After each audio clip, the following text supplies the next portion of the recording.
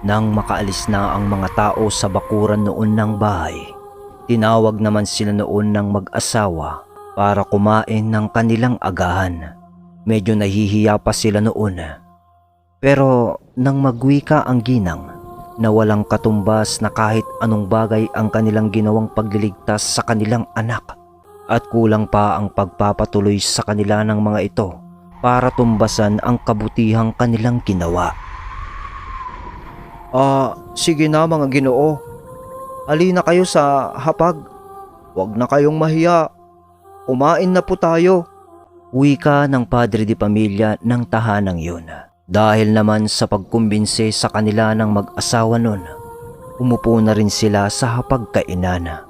Matapos sila noong kumain, lumabas sila noon sa bahay upang pagmasdan ang buong baryo. Masaya silang nakamasid noon sa bawat pamilyang masaya na nasa labas ng kanilang mga tahanan.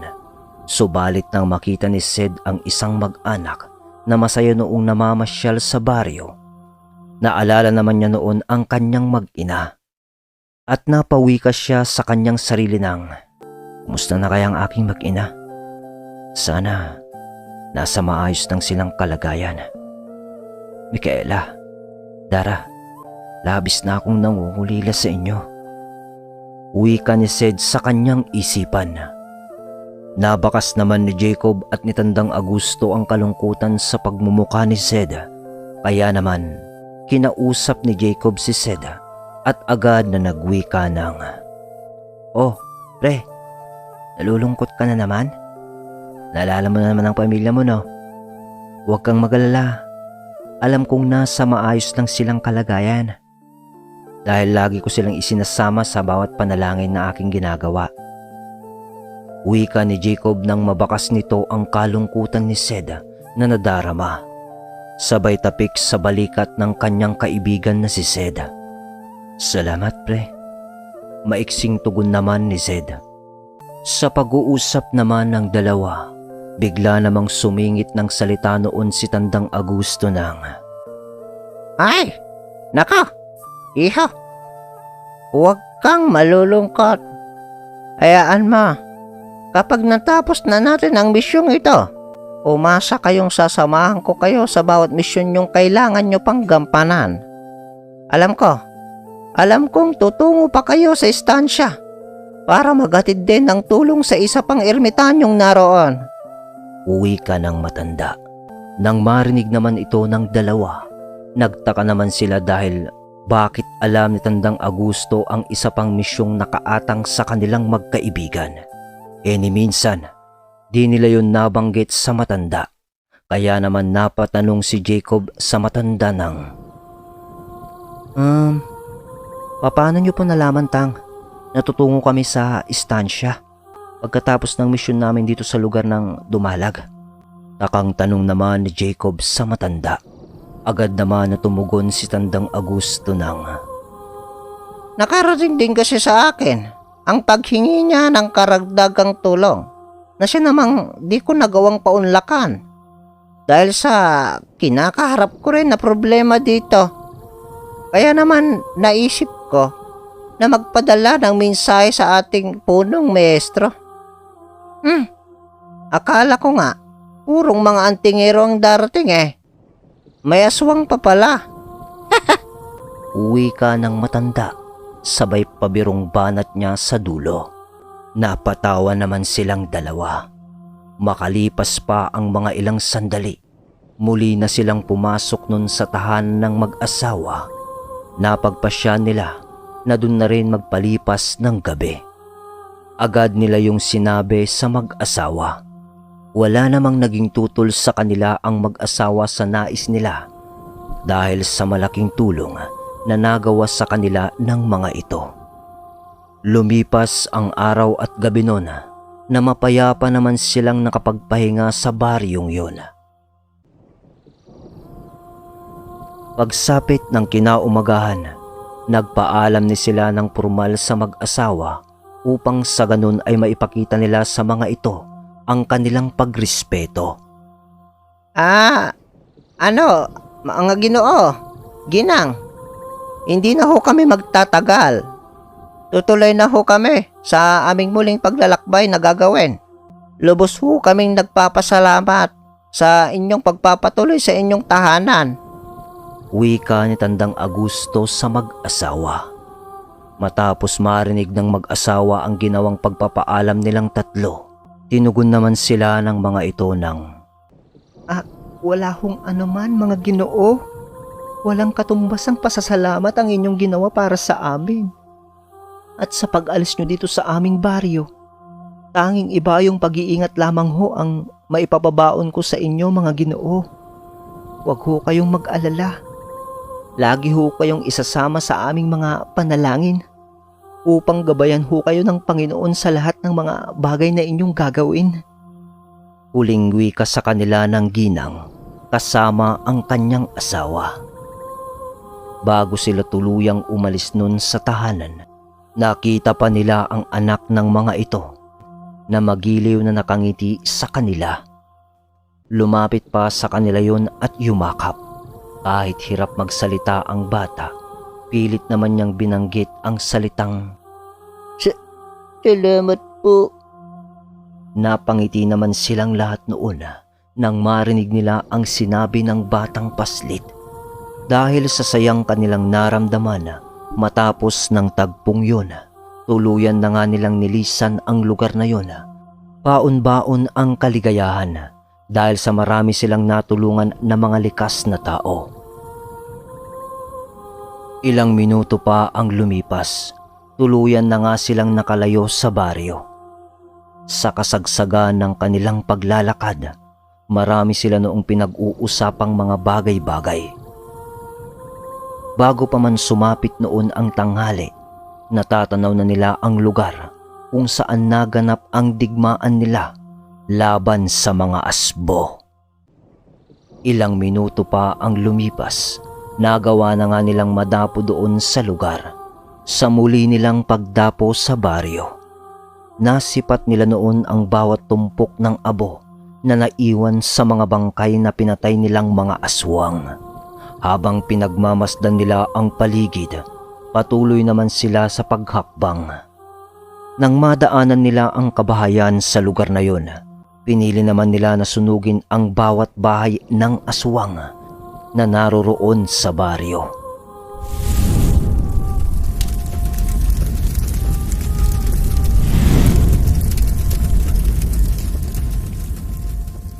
Nang matupok na ang lahat ng yun, muli naman silang nagpatuloy sa kanilang paglalakad. Nadapo naman sila noon sa isang gubat kung saan merong nagsisitaasang mga sari-saring mga puno. Pinili nila na huminto muna doon upang pansamantalang magpahinga. Habang namamahinga sila noon, di naman namalayan ng dalawang antingero na nakaidlip na pala sila. Nagising lang sila noon nang makalanghap sila ng usok.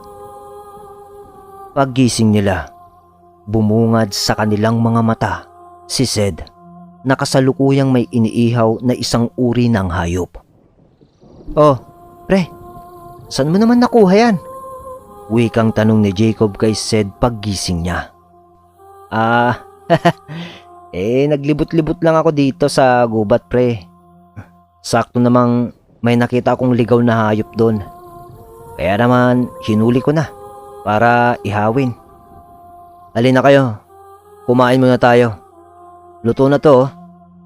Batid ko namang gutom na rin kayo. Wika ni Zed sa dalawa. Nang marinig naman ng dalawa ang sinabi ni Zed, agad din naman silang lumapit kay Zed at doon ay pinagsaluhan nila ang ligaw na hayop na inihaw ni Zed. Matapos nilang kumain nun, nagpahinga muna sila ng konti tapos ay tumuloy na ulit sa kanilang paglalakbay. Ayon kay Tandang Augusto, medyo malayo ang susunod na baryo na kanilang daraanan. Kaya naman ay asahan na nila na aabutin sila ng hapon o di kaya naman ay gabi bago sila makarating sa mga susunod pang mga baryo.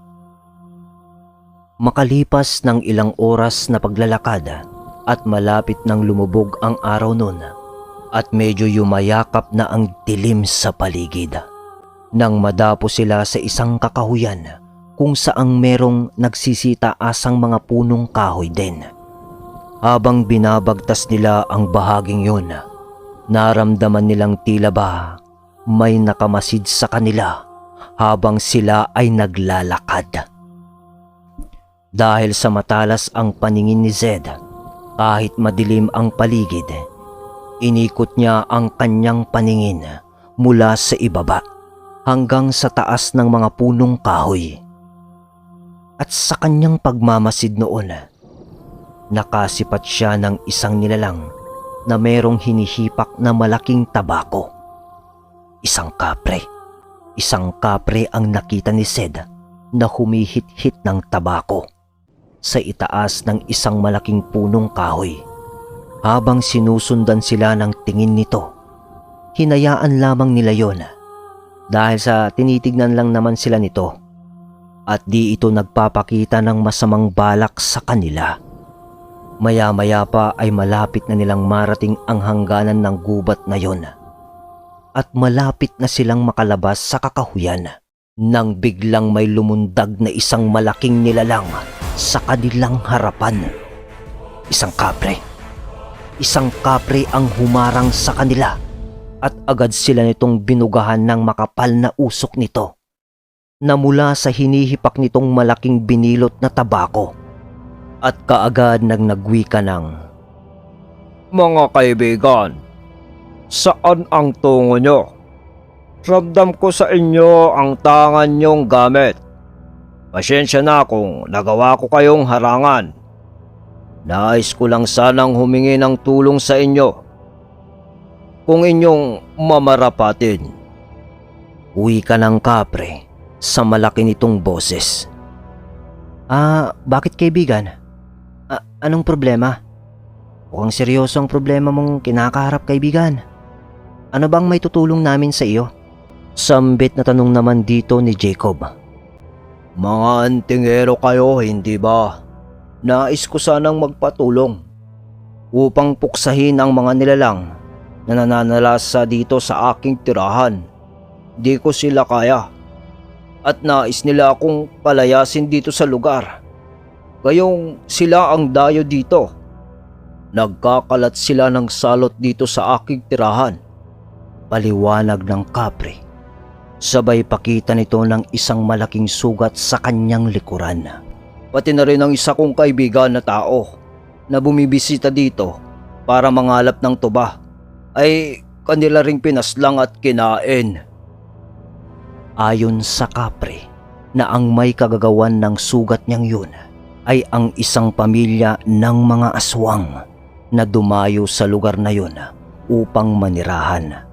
At nagtirik ang mga yun ng kanilang bahay sa kabilang sulok ng gubat kung saan di gaanong nasisinagan ng araw. Ayon sa kapre na ang lahi ng mga aswang na yun ay ang tinatawag na mga marispis. Malalakas at mabibilis kumilos ang mga yun. Kaya naman nang subukan niya itong paalisin, ay pinagtulungan siya ng mga ito. Kaya naman nagtamo siya noon ng isang malalim na sugat sa kanyang likuran. Kaya naman mas pinili niya na lamang na iwasan ang mga yun dahil sa nag-iisa na lamang siyang engkantong nagbabantay doon sa paligid. Ayon pa dito, nang mismong gabing yun ay plano na niya sanang lisanin ang lugar na yun upang ilayo ang kanyang sarili sa kapahamakang dala ng mga dayong aswang sa kanyang tirahan. Subalit nang makita sila nito at naramdamang meron silang mga tangan, ay mas pinili niya na magbakasakali na matulungan siya ng mga ito.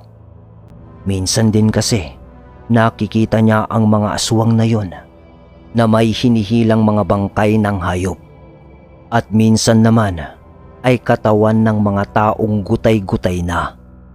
Nang marinig nilang tatlo ang mga isinaad ng kapre, nagkatinginan silang tatlo nun. "Ano? Tutulungan ba natin ito, mga iho? Kayo nang magpasya."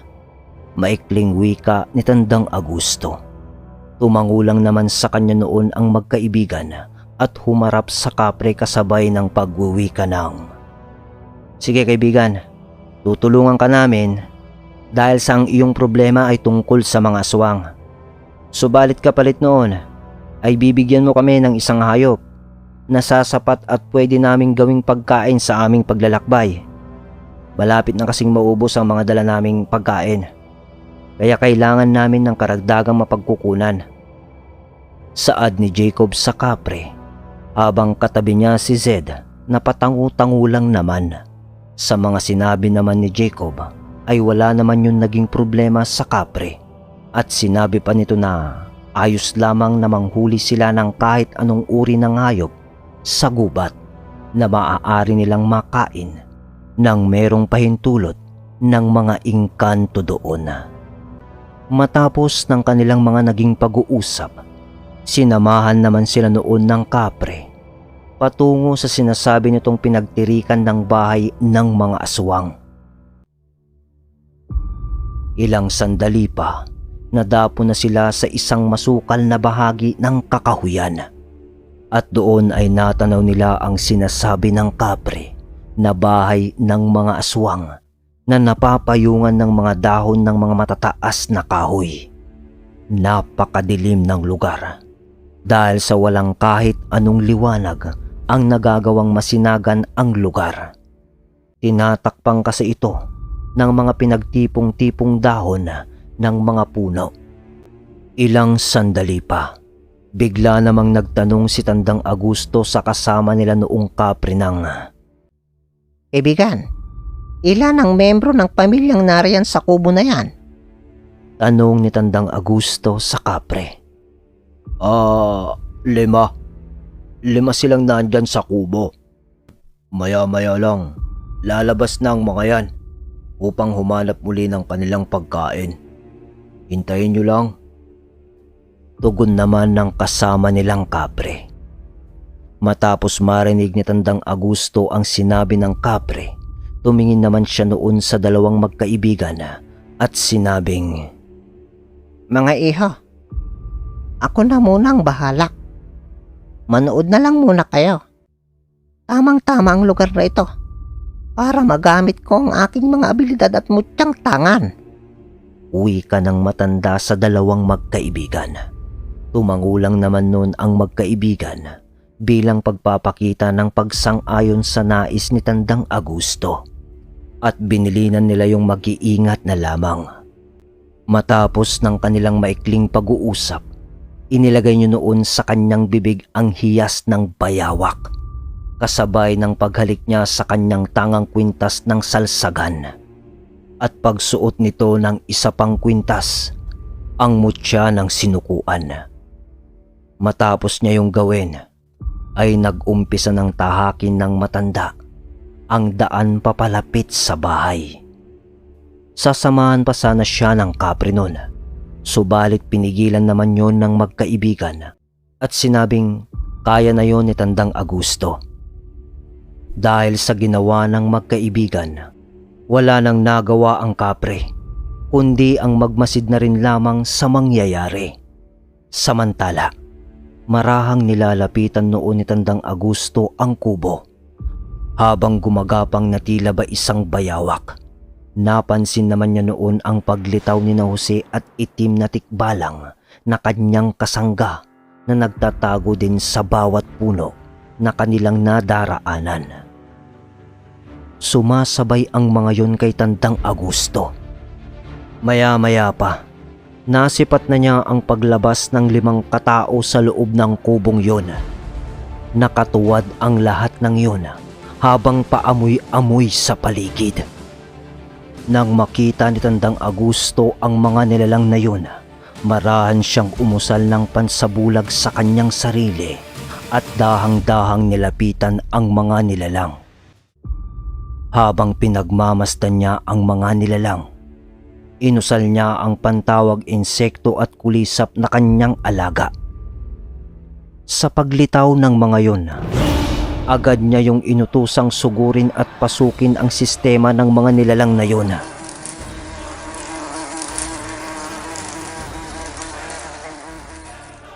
Mabilisan namang napansin ng mga aswang na yun ang pagsugod ng mga insekto.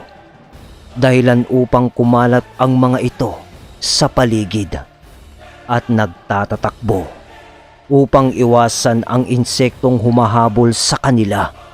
Sawing palad naman ang isa sa mga yon na nagawang abutan ng mga insekto at napagkumpulan ng mga ito at agad itong bumagsak sa lupa habang pakawag-kawag dahil sa mga insektong nakakapit sa kanyang katawan. Subalit, ikinagulat naman Tandang Agusto ang mga sumunod na nangyari dahil sa biglang tumayo ang nilalang at hinawi ang mga insektong pilit na pumapasok sa sistema nito. Nang makita yon ni Tandang Agusto, napawi ka ito sa sarili niya ng, Mukhang kinukulang ata ako sa pagkaing dasal sa mga alaga ko Nakapagtatakang hindi mapasok ng mga ito ang katawan ng mga aswang na to. wika ni Tandang Agusto sa kanyang sarili. Nang hindi niya mapansin ang mabilisang pagtakbo ng isang nilalang habang papasugod sa kanyang kinaroroonan, nasipat pa niya ang pagdampa nito sa kanya nang bigla namang isang malaking hayop ang humarang sa kanyang paningin. Si Jose yun na nasa anyong malaking kalabaw.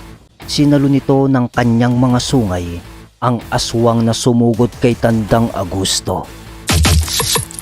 Paglapat ng katawan ng aswang na yon sa sungay ni Jose, halos tumagos hanggang likod ng aswang ang mga sungay ng banwahon na si Jose.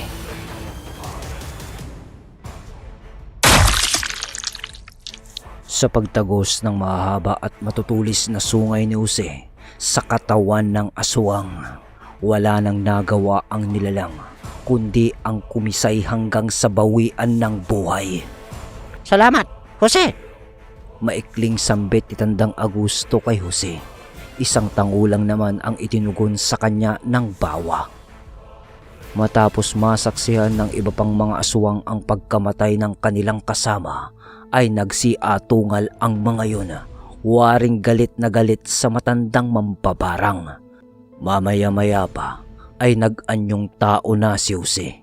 Malaking tao na merong ulo ng isang kalabaw na may mahahabang sungay. Inalis nito ang aswang na nakatuhog sa kanyang mga sungay.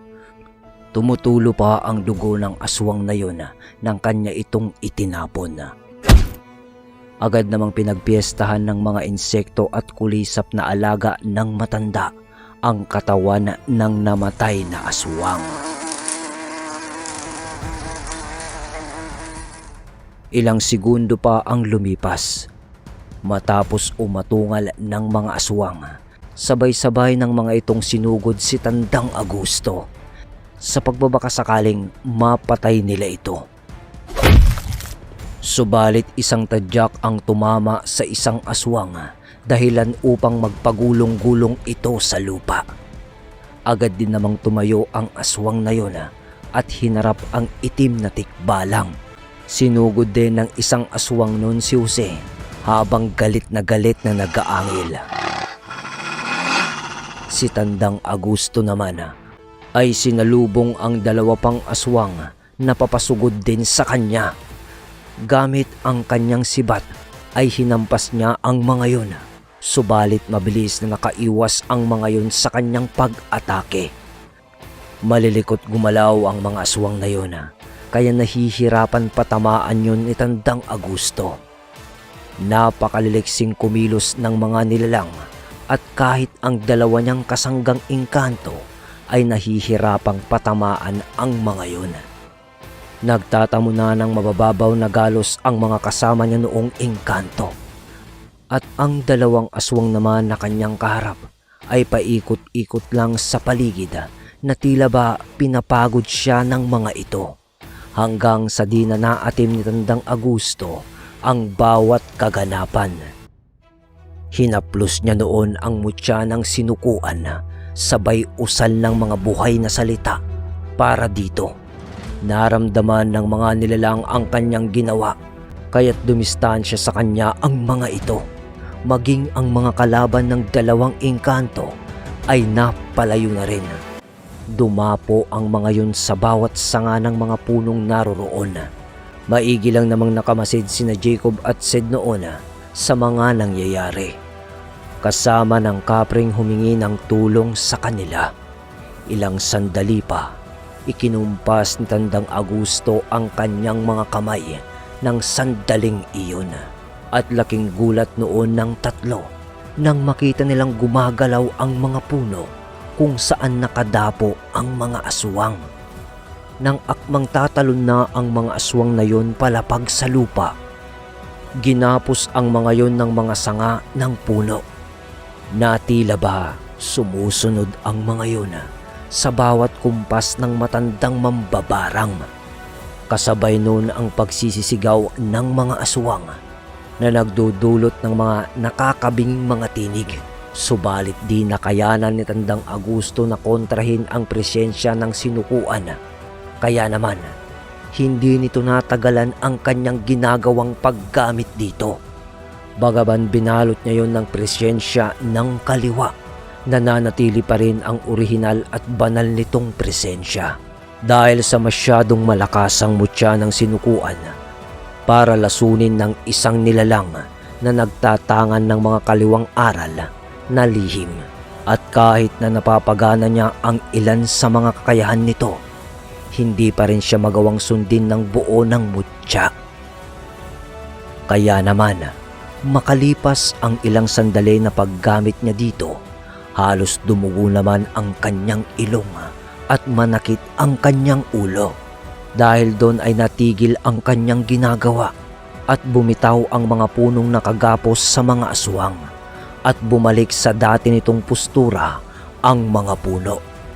Sa paglagpak ng mga aswang sa lupa, halos mamilipit naman ang mga yon dahil sa pinsalang natamo ng kanilang katawan mula sa pagkakagapos ng malalaking sanga ng puno. Kitang-kita ng tatlo ang lahat ng mga kaganapan. Kita din nila ang muling pagluhod ng matandang mambabarang sa lupa dahil sa nararamdaman nitong pagod sa kanyang ginagawa. Kaya naman, napasigaw si Jacob ng, "Tang! Tang! Hubarin mong mutya ng sinukuan! Papatayin ka niyan!" Sigaw na wika ni Jacob. Sa pagkarinig ni Tandang Agusto sa sinabi ni Jacob, kaagad naman niyang hinubad ang mutya ng sinukuan at inilagay sa isang sisidlan sa kanyang bewang. Matapos niya yung hubarin ay nakaramdam ito ng pagluwag ng kanyang pakiramdam. Muling tumayo ang matanda noon at muling ipinagpatuloy ang kanyang nasimulan. Nag-aalala na noon ang magkaibigan kay Tandang Agusto dahil sakita nila ang sitwasyon nito. Lalapit na sana sila sa matanda.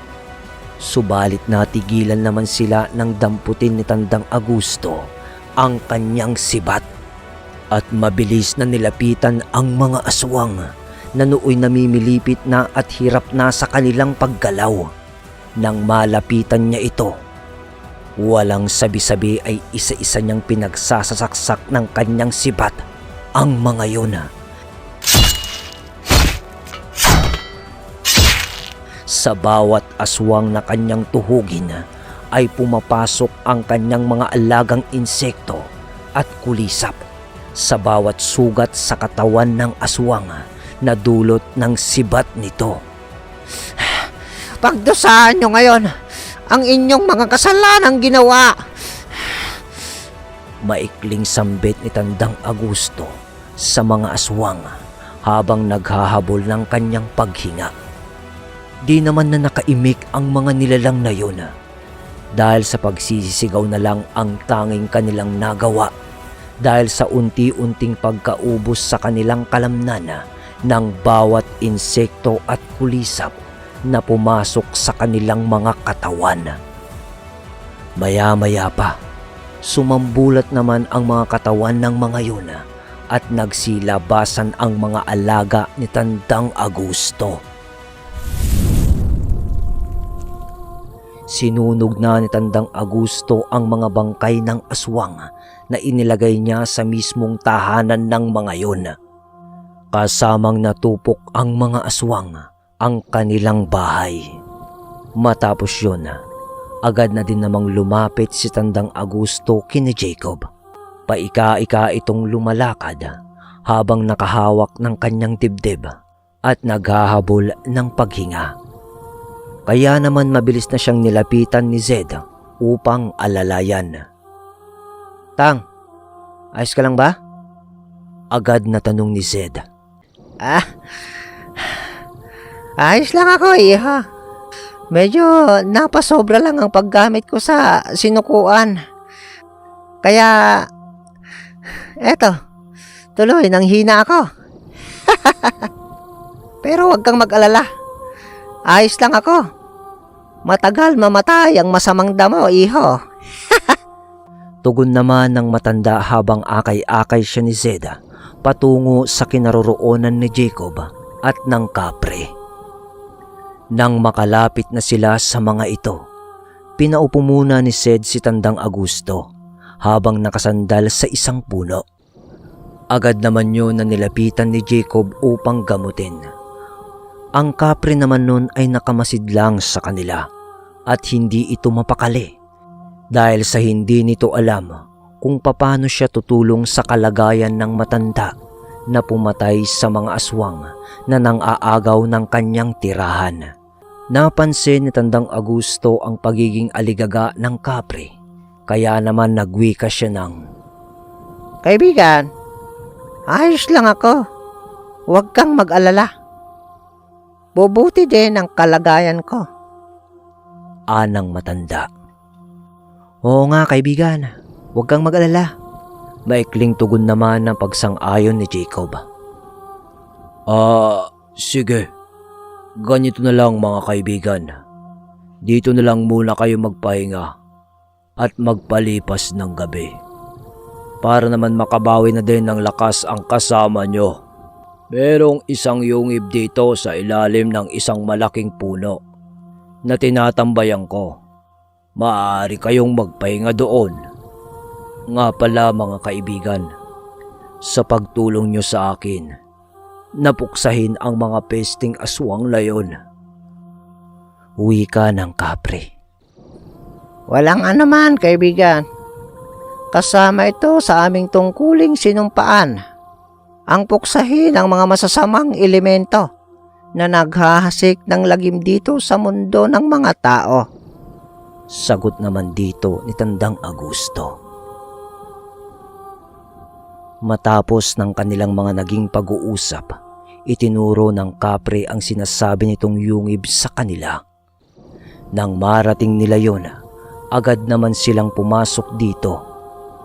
Medyo maliit lang yung yungib, pero kasya naman silang tatlo. Doon na rin sila kumain ng kanilang hapunan. Yung tira sa inihaw ni Zed na ligaw na hayop. Pagkatapos nilang maubos ang pagkain, maya-maya pa ay natulog na rin naman sila. Sa pagsapit ng umaga, nagising naman sila noon nang pumasok ang sikat ng araw sa loob ng yungib. Pagmulat nila, bumungad naman sa kanilang mga mata ang kapring nag-aabang sa kanilang paggising. Sa paglabas nila sa yungib, nakita nila itong may hawak na isang baboy ramo na di namang gaanong kalakihan. Agad yung inabot sa kanila ng kapre. "Mga kaibigan, gaya ng pangako ko sa inyo, eto na kaibigan." Wika ng kapre, sabay abot ng baboy ramo. Agad din naman yung kinuha ng tatlo at kaagad na kinatay at inihaw sa apoy. Matapos nila yung gawin, kumain muna sila at itinabi nila ang iba para sa mga susunod pa na mga araw. Maya-maya pa ay nagpaalam na sila sa kapre. "Kaibigan, tutuloy na kami. Malaya ka nang muli sa iyong tirahan." Wika ni Jacob sa kapre.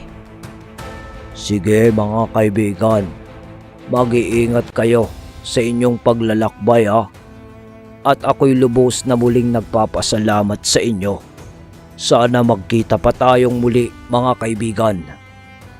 Nakangiting tugon naman sa kanila ng kapre. Matapos ng paalamanan, nagpatuloy na silang muli sa kanilang paglalakbay. Aabutin sila ng mga bandang hapon bago nila marating ang kasunod na baryo ayon sa matanda na kanilang kasama. Habang nasa kalagitnaan na sila ng paglalakad, nang maitanong ni Jacob kay Tandang Augusto ang tungkol sa mutya ng sinukuan at bakit ganun na lamang ang naging epekto sa kanya nang ito ay kanyang sinubukang gamitin. Agad naman na inilahad ni Tandang Augusto ang tungkol sa mutya ng sinukuan at kung saan niya ito nakuha.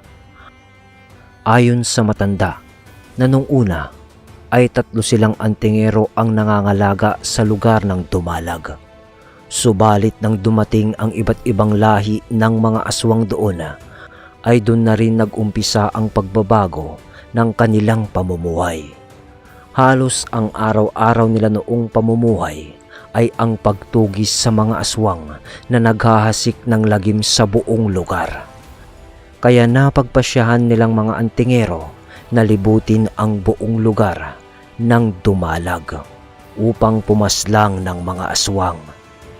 Si Tandang Augusto lang noon ang gumagamit sa kanila ng kaliwang aral at ang dalawa niyang mga kasama ay purong kanan. Subalit sa kanilang paglilibot sa buong lugar ng Dumalag, sa di inaasahang pagkakataon, ay nakaharap sila ng makapangyarihang mga aswang nang minsan nilang masugagaan ang baryong pinamumugaran ng mga harimudon. Doon ay kinalaban nila ang mga yun, subalit bigo sila na ito ay talunin dahil sa napakaraming engkanto din ang kasangga ng mga yun. Mga engkantong nabahiran ng kasamaan at pinaniniwalaan nilang ipinadala ng isang reyna ng mga engkanto ng biringan na si Carolina. Sa pamamagitan ng isang lagusan ay lumitaw ang mga yun at agad na tumulong sa mga harimudon upang kalabanin ang 3 antingero. Dahil sa dami ng mga engkanto na yun at sa bilang ng mga aswang, ay nagawa ng mga yon na paslangin ang 2 niyang kasamang antingero. Nang siya na lang ang natira, hinimok siya ng mga ito na umanib sa lahi nila. Subalit mariin niya yung tinanggihan at sinabing tanging Panginoong Diyos lamang ang kanyang pagsisilbihan kahit na ang mga abilidad niya ay mula sa kadiliman. At pagkatapos nun ay pinabayaan na siya ng mga aswang na yun at binigyan ng pagkakataon para pag-isipan ang mga sinabi ng mga nilalang. Ngunit kahit anong gawin niyang pag-iisip ay di niya magawang kumbinsihin ang kanyang sarili na umanib sa grupo ng mga kampon ng kadiliman. Kaya naman ay mas pinili na lang niya na palawigin pa ang koneksyon niya sa Diyos. At bago naman niya ilibing ang mga katawan ng mga namayapa niyang kasamahan noon, ay kinuha niya ang kwintas ng isa sa mga ito. At yun ay ang mutya ng sinukuan. Nagagamit man niya ang kwintas na yun, pero malaki ang pinsalang natatanggap niya mula dito.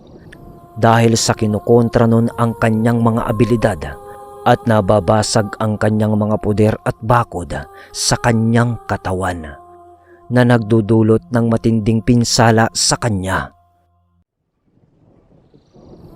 Matapos mailahad ni Tandang Augusto ang kwento, napatango lang naman ang 2 at doon ay naliwanagan na sila tungkol sa tangang mutya ng matanda. Sa haba naman ng kwentuhan, nung natapos na yon, may natatanaw na silang baryo sa di kalayuan.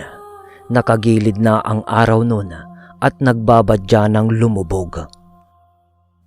Kaya naman ay nagmadali na sila sa kanilang paglalakad upang makarating na ng agaran sa baryo. Sa pagpapatuloy ng kwento, ang pagpatay nila sa mga niyanggaw na buong pamilya at mangkukulam. Sa ilang oras na paglalakad, nasisilayan na nila ang bukana ng baryo, kasabay ng pagyakap ng dilim sa paligid.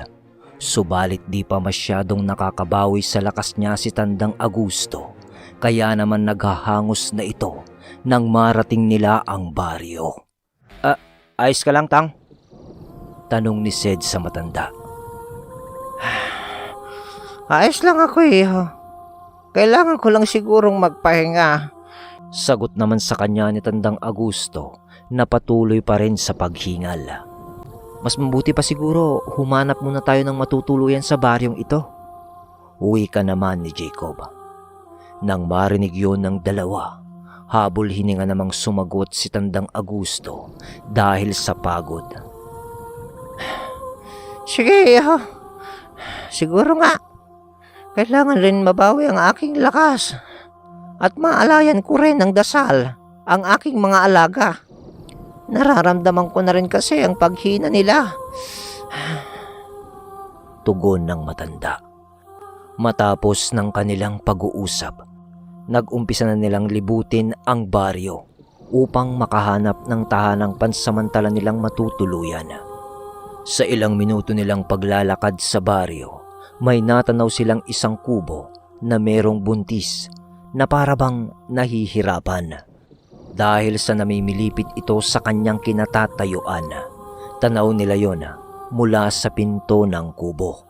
Kasama ng buntis na yon ang ilan sa mga kaanak nito at isang lalaki na sa tingin nila ay asawa ng buntis. Habang pinagmamasdan nila yon, may napansin si Sed sa kubo na yon. Merong marka ng mga aswang sa kubo at marami yon. At halos palibot sa bahay ang merong mga marka. Natila ba matagal nang ginagambala ng mga aswang ang pamilyang yon. Dahil sa mga nakita ni Zed, kaagad niya yung sinabi sa dalawa. Pre, Tang, pagmasdan nyo ang kubo kung saan matatanaw nyo ang isang pamilya na binabantay ang buntis. Markado ng mga aswang ang tahanan nila. Mukhang matatagalan tayo sa baryong ito. Uwi ka ni Sed sa dalawang antingero. Nang makita naman yun ni na Jacob at Tandang Agusto, di na sila nag-atubiling lapitan ang kubong yun dahil sa tama si Sed. Maraming marka ng aswang ang paligid ng tahanan. Tahimik naman ang paligid sa mga oras na yun. Ang ibang bahay sa baryong yun ay nag-uumpisa ng magsara ng kani-kanilang mga bahay. Habang nilalapitan nila ang bahay, ay nakakaramdam ng kakaiba si Sed sa paligid. Kasabay ng unti-unting pamumula ng kanyang mga mata, umaangil ito ng mahina.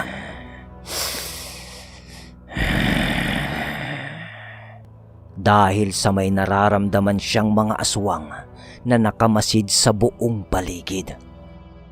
Napansin naman ni na Jacob ang pagtaas nun ng presensya ni Zed. Kaya naman, tinanong niya ito ng, Pre, bakit? Anong problema? Maikling tanong niya sa kanyang kaibigan.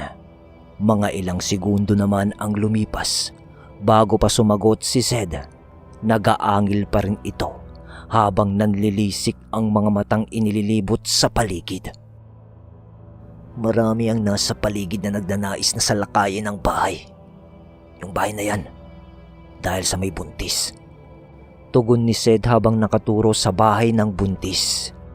Nang malapitan na nila ang bahay kung saan ang buntis, agad din naman silang tumawag. Sa kanilang pagtawag, agad din naman silang napansin ng mga tao sa bahay at agad na lumabas ang isang lalaki upang sila ay kausapin. Mga kaibigan, anong may tutulong ko sa inyo? Tanong ng lumabas na lalaki mula sa bahay at mukha itong galit.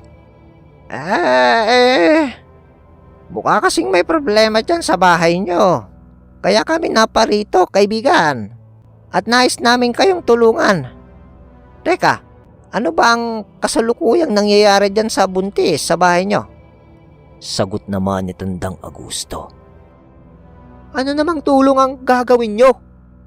Siguro kayo ang mga aswang na gumagambala sa anak ko. Mabuti pa umalis na kayo. Kundi lalaban ako sa inyo ng patayan talaga. Mataas na tunog na pananalita ng lalaki, sabay kuha nito ng buntot pagi sa kanyang tagiliran. Sinagot naman yon ni Jacob ng mahinahon. Manong, nagkakamali ho kayo sa iniisip nyo. Hindi ho kami mga aswang, Manong. Ang totoo ho niyan, mga antingero kami mula sa ibayong lugar. Napansin lang ho namin ang mga marka ng mga aswang sa bahay nyo. Kaya kami napalapit sa inyo. Wika dito ni Jacob. Nang marinig naman ng lalaki ang sinabi ni Jacob, kumalma din naman agad ito at nagwika ng, Ganun ba mga kaibigan? Nako, pasensya na ho kayo. Aali na kayo. Tuloy ho kayo. Wika ng lalaki, sabay bukas ng trangkahan ng bakuran nila. Kaagad din naman silang pumasok at sumunod sa lalaki. Subalit nagpaiwan sa labas ng bahay si Seda at sinabi na dun na lang siya at mamaya na siya papasok. Magbabantay muna siya sa paligid. Sa pagpasok ni na Jacob sa bakuran ng tahanan ng buntis, doon inilahad ng lalaki na matagal na silang ginagambala ng mga aswang na hindi niya alam kung saan ba nanggaling. Dahil sa bigla na lang nagparamdam ang mga yun mula nang sumapit ang 8 buwan ng pagbubuntis ng kanyang asawa. Hanggang sa ngayon na manganganak na ito. At hindi lang yun, kasabay ng pagpaparamdam ng mga aswang na yun ay ang pagpapasakit naman sa kanyang ina na hindi nila matukoy kung anong klaseng karamdaman ang dumapo dito. Matapos ilahad yun ng lalaki, pumasok na sila sa tahanan nito upang alamin ang kasalukuyang nangyayari. At dito na nga nila nalamang dalawa na manganganak na nga ang asawa nito. Nasa tabi nito ang isang kumadrona na nag-aasikaso sa panganganak nito. Ngunit naagaw ang kanilang atensyon noon nang makita nilang dalawa ang isang ginang na nakaratay sa isang papag. At puro butas-butas ang mga hita nito na merong mga nanak. Nagnanaknak lahat ang sugat noon at halos nangingitim na ang iba. Tang, ano sa palagay niyo ang nangyari sa ginang na yan? Tanong ni Jacob kay Tandang Agusto. Sa tingin ko, iho, kinukulam ang babaeng yan, iho. At malakas na kulam ang ipinadapo sa kanya. Maaari nang mamatay ito kung hindi siya agad maagapan. Tugon sa kanya ng matanda. Dahil sa narinig ni Jacob, kaagad niyang nilapitan ang ginang na nooy walang imik sila nitong tinitignan. Habang ikinukumpas nito ang kanyang mga kamay na tila ba inaalam nito kung sino sila. Nay, mga antingero ho sila at nais nila tayong tulungan. Wika ng lalaki sa ina nito. Nang mga sandali naman na yun ay pinapakiramdaman din ni Tandang Agusto ang buong paligid. Dahil umaalingaw-ngaw ang pag-iri ng babaeng buntis dahil sa ito ay kasalukuyan pa lamang iniluluwal ang sanggol na nasa kanyang sinapupunan. Nararamdaman na nila noon ang mga umaaligid sa bahay at presyensya ng mga aswang. Maliban kay Seda na nooy nasa labas din ng tahanan na nagbabantay. Dahil naman sa awa ni Jacob sa ina ng lalaki, agad niya yung nilapitan at kinausap. Ale, huwag na ho kayong mag-alala. Gagamutin ko ho kayo. At ipinapangako ko ho sa inyo na gagaling kayo. Wika niya sa ginang. Mahinang pagtangulang naman ang naisagot sa kanya ng ginang dahil sa nahihirapan na rin yung gumalaw. Nang sumang-ayon na kay Jacob ang ginang, sinimulan na niya ang panggagamot dito. Tinawag niya noon ang lalaki dahil sa dito niya papasanibin ang kaluluwa ng mangkukulam na kanyang huhuliin ng usal ng mga orasyon noon ni Jacob. Nagtaas na rin siya ng mga bakod at puder sa kanyang katawan. Tapos ay inilapat niya noon ang kanyang hintuturo sa noo ng ginang at ng anak nito. Matapos niya yung gawin ay kaagad na nawalan ng malay ang ginang at nung lalaki na pinahiga niya malapit sa katawan ng nakaratay na ginang. Maya-maya pa, bigla namang nagmulat ang mga mata ng lalaki at bigla itong nagwala dahil sa nakasanib na ang kaluluwa ng mangkukulam sa katawan ng lalaki. Agad na umusal noon si Jacob ng mga pamako upang hindi na makaalis ang mangkukulam sa katawang sinaniban nito. Si Tandang Agusto naman noon, kahit medyo nanghihina pa ay nag-usal siya ng mga orasyon na pambakod sa buong bahay matapos mapasanib ni Jacob ang kaluluwa ng mangkukulam sa katawan ng lalaki. Upang sa ganun ay hindi na makatakas ang kaluluwa ng mangkukulam kung sakali mang ito ay magtangkang tumakas. Kasabay naman ng mga pangyayaring yun, nakarinig sila ng mga pag-atungal sa labas ng bahay. At tila ba mga asong nag-aaway.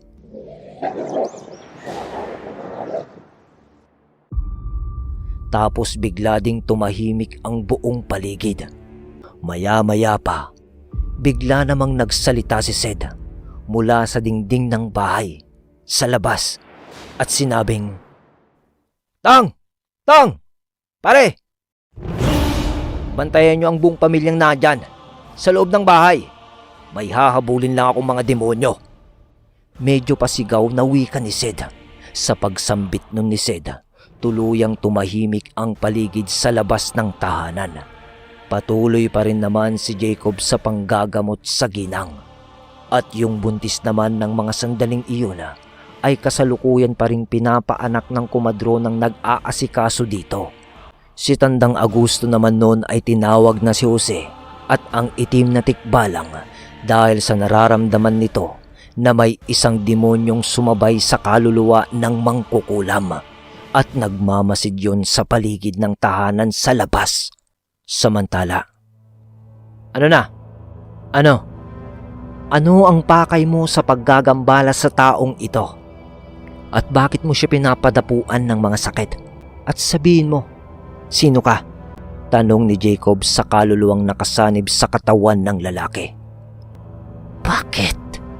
Sino ka ba? Bakit ka nangingialam?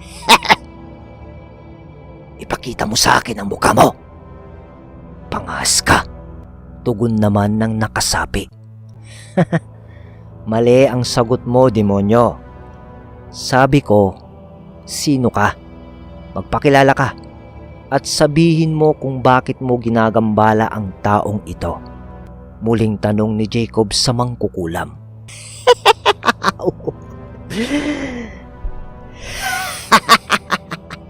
At bakit ko naman gagawin yon? Alam kong papatayin mo lang din naman ako eh. E di subukan mo na lang kung kaya mo. Muling tugon naman sa kanya ng mangkukulam, natatawa-tawa pa. Dahil naman sa sinabi ng mangkukulam, uusalin na sana ni Jacob ang sibat ni Atardara nang bigla na lang nakawala ang mangkukulam sa pagkakapako nito at katakatakang nakalusot yun sa ginawang harang ni Tandang Agusto sa bahay. Kaya naman napawi ka si Jacob ng, Tang! Nakatakas ang mangkukulam!" Uwi ka ni Jacob. Eh bakit? Anong nangyari? Tugon naman ng matanda. "Hindi ko alam, Tang.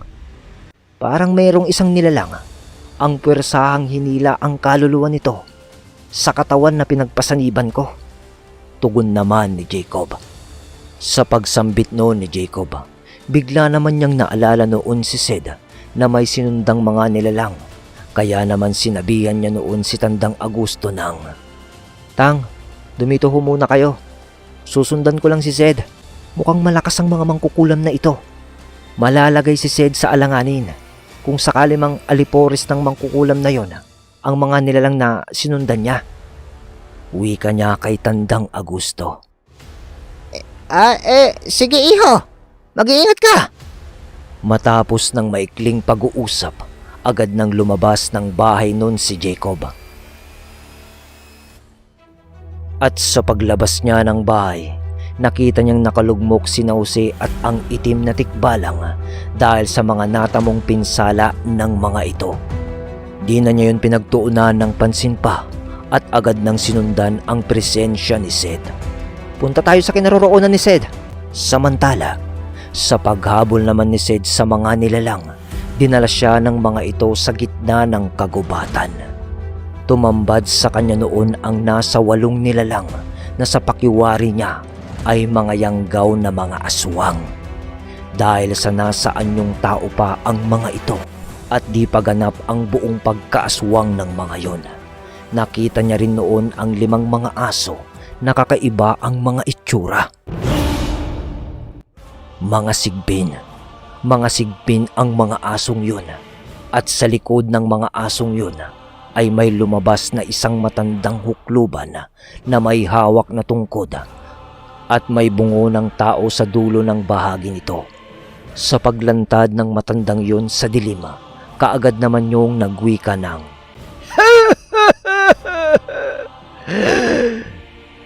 "Mukhang naligaw ka, iho.